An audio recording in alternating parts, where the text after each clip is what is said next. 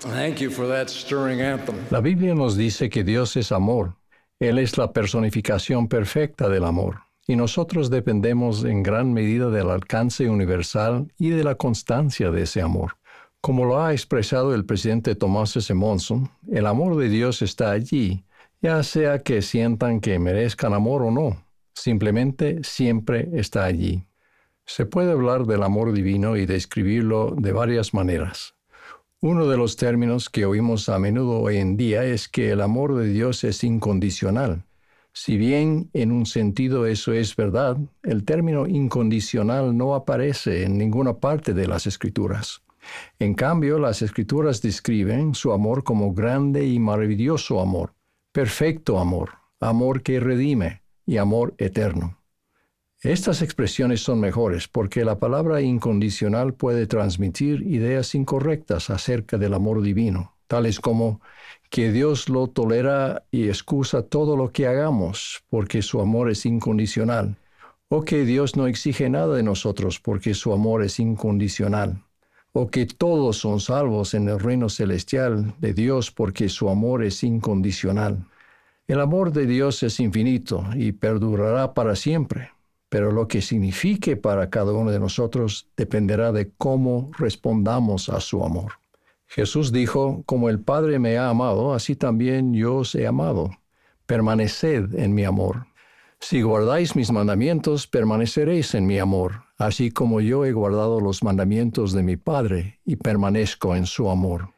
Permanecer en el amor del Salvador significa recibir su gracia y ser perfeccionados por ella.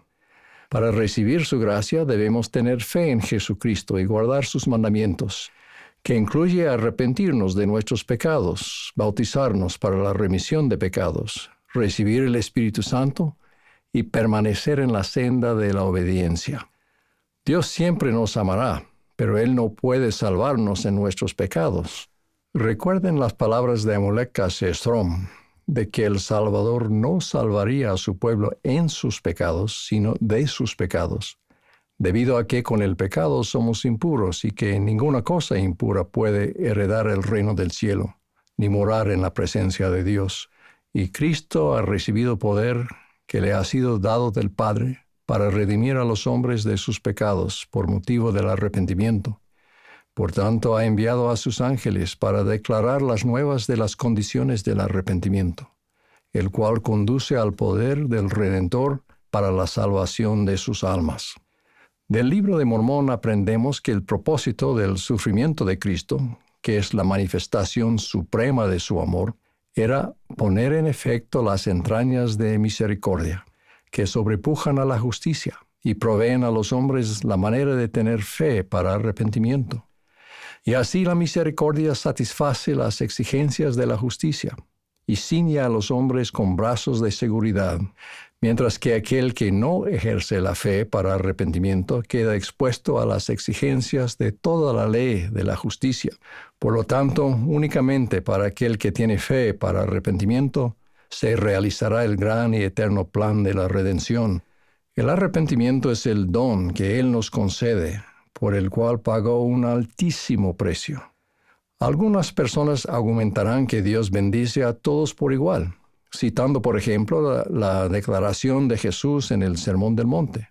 Dios hace salir su sol sobre malos y buenos, y hace llover sobre justos e injustos. Efectivamente, Dios hace llover sobre todos sus hijos todas las bendiciones que Él puede dar, todas las bendiciones que el amor, la ley y la justicia le permitan dar. Y Él nos manda que seamos igual de generosos. Sin embargo, las bendiciones mayores de Dios están condicionadas por la obediencia. El presidente Russell M. Nelson explicó, el resplandeciente ramillete del amor de Dios, incluso la vida eterna, incluye bendiciones para las que debemos llenar ciertos requisitos, y no es algo a lo que tenemos derecho siendo indignos. Los pecadores no pueden someter la voluntad de Él a la de ellos, y obligarle a que les bendiga estando en pecado. Si desean disfrutar de cada flor de su hermoso ramo, deben arrepentirse. Más allá de declarar sin culpa y sin mancha a quien se arrepienta, con la promesa de ser enaltecido en el postrer día, hay un segundo aspecto fundamental que viene por permanecer en el amor de Dios. El permanecer en su amor nos facultará para alcanzar nuestro pleno potencial, para llegar a ser aún como Él es. Como ha declarado el presidente Dieter F. Uchtdorf, la gracia de Dios no nos restaura simplemente en nuestro estado de inocencia anterior. Su propósito es mucho más sublime. Él quiere que sus hijos e hijas lleguen a ser como Él. En este sentido, permanecer en el amor de Dios significa someterse plenamente a su voluntad.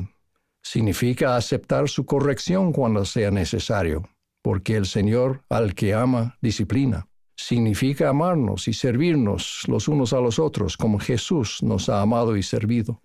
Significa aprender a obedecer la ley de un reino celestial a fin de que podamos soportar una gloria celestial. Para que nuestro Padre Celestial pueda hacer de nosotros lo que podemos llegar a ser, Él nos suplica que nos sometamos al influjo del Santo Espíritu y nos despojemos del hombre natural y nos hagamos santos por la expiación de Cristo el Señor.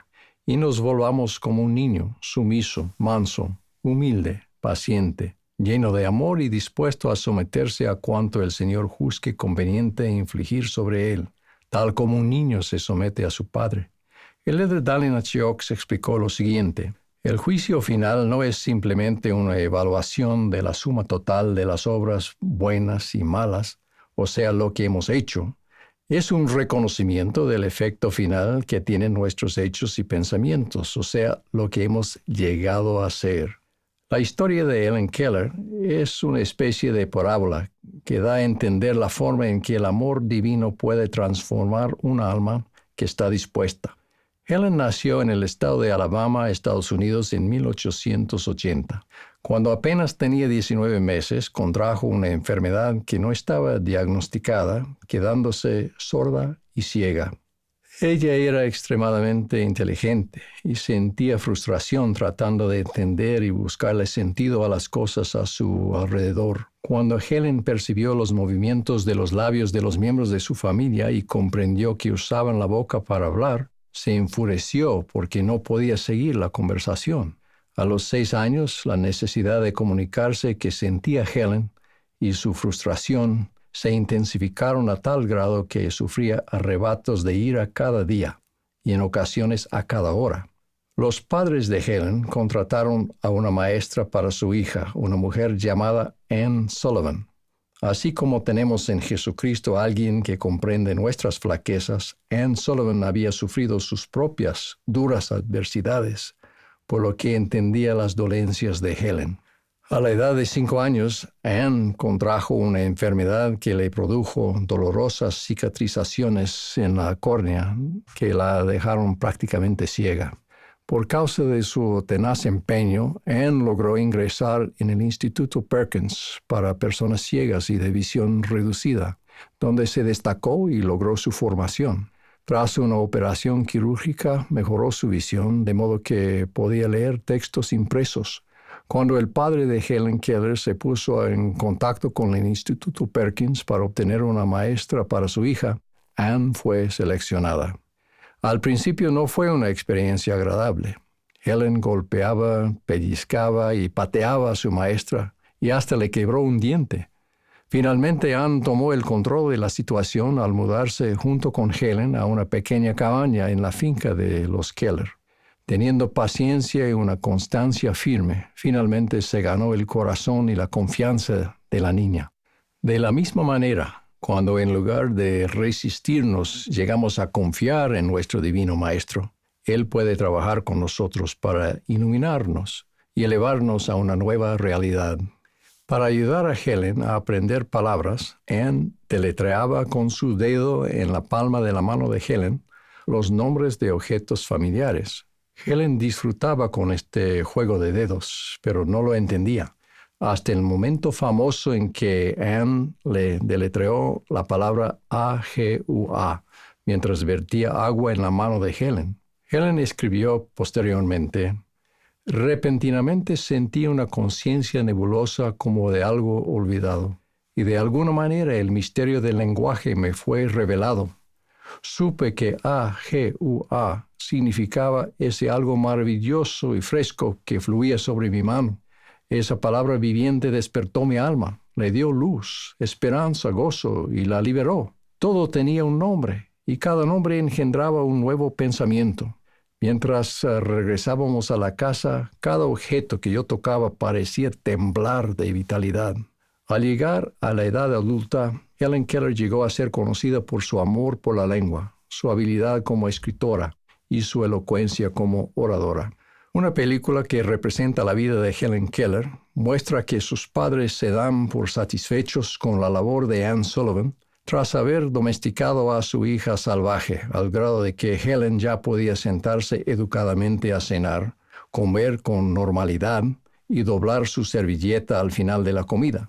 Pero Anne sabía que Helen era capaz de mucho, mucho más y que tenía mucho que aportar. Asimismo, tal vez nosotros también nos sintamos bastante contentos con lo que hemos hecho en nuestra vida y que sencillamente somos lo que somos, mientras que nuestro Salvador comprende el potencial glorioso que nosotros apenas vemos por espejo oscuramente. Cada uno de nosotros puede experimentar el éxtasis del potencial divino desplegándose en nosotros, al igual que el gozo que sintió Helen Keller cuando las palabras cobraron vida, comunicando luz a su alma y liberándola. Cada uno de nosotros puede amar y servir a Dios y tener el poder de bendecir a nuestros semejantes. Antes bien, como está escrito, cosas que ojo no vio, ni oído oyó, ni han subido al corazón del hombre son las que Dios ha preparado para aquellos que le aman. Consideremos el costo del preciado amor de Dios. Jesús reveló que para poder expiar nuestros pecados y redimirnos de la muerte, tanto física como espiritual, sus sufrimientos causaron que Él, aun Dios el mayor de todos, temblara a causa del dolor y sangrara por cada poro y padeciera tanto en el cuerpo como en el espíritu, y deseara no tener que beber la amarga copa y desmayar. Su agonía en Getsemaní y en la cruz fue más de lo que podía soportar cualquier ser mortal. No obstante, por causa de su amor por su Padre y por nosotros, Él perseveró, y como resultado nos puede ofrecer tanto la inmortalidad como la vida eterna. Resulta conmovedor el simbolismo de que la sangre le brotó de cada poro mientras el Salvador padecía en Getsemaní, el lugar de la prensa o lagar de olivos. Para producir aceite de olivo en los tiempos del Salvador se hacía rodar una gran piedra sobre las aceitunas para triturarlas. La pulpa resultante era colocada en unas cestas suaves tejidas holgadamente, que se apilaban unas sobre otras. Su peso exprimía el primer aceite, que era el más valioso. Luego se aplicaba mayor presión, colocando una viga grande, un tronco encima de las cestas apiladas, para exprimir más aceite. Finalmente, para exprimir hasta las últimas gotas, se ponían piedras en un extremo de la viga para crear la máxima presión. Y sí, el aceite es rojo como la sangre cuando empieza a salir. Medito en el relato de Mateo de cuando el Salvador entró en Getsemaní aquella noche abrumadora y comenzó a entristecerse y a angustiarse en gran manera. Y yéndose un poco más adelante, se postró sobre su rostro, orando y diciendo: Padre mío, si es posible, pase de mí esta copa, pero no sea como yo quiero, sino como tú. Entonces, como me imagino que la aflicción se tornó aún más grande, él rogó por segunda vez, pidiendo alivio. Y finalmente, quizás en el clímax de su sufrimiento, una tercera vez. Él soportó la agonía hasta que la justicia fue satisfecha, hasta la última gota. Esto lo hizo Él para redimirnos a ustedes y a mí. Qué preciado don es el amor divino. De seguro Dios llora por cualquiera que rechace esto. ¿No vas a amarlo a Él quien primero te amó a ti? Entonces guarda sus mandamientos. ¿No vas a ser amigo de Él quien dio su vida por sus amigos? Entonces guarda sus mandamientos. ¿No vas a permanecer en su amor y recibir todo lo que Él amorosamente te ofrece? entonces guarda sus mandamientos. Ruego que permanezcamos plenamente en su amor. En el nombre de Jesucristo. Amén.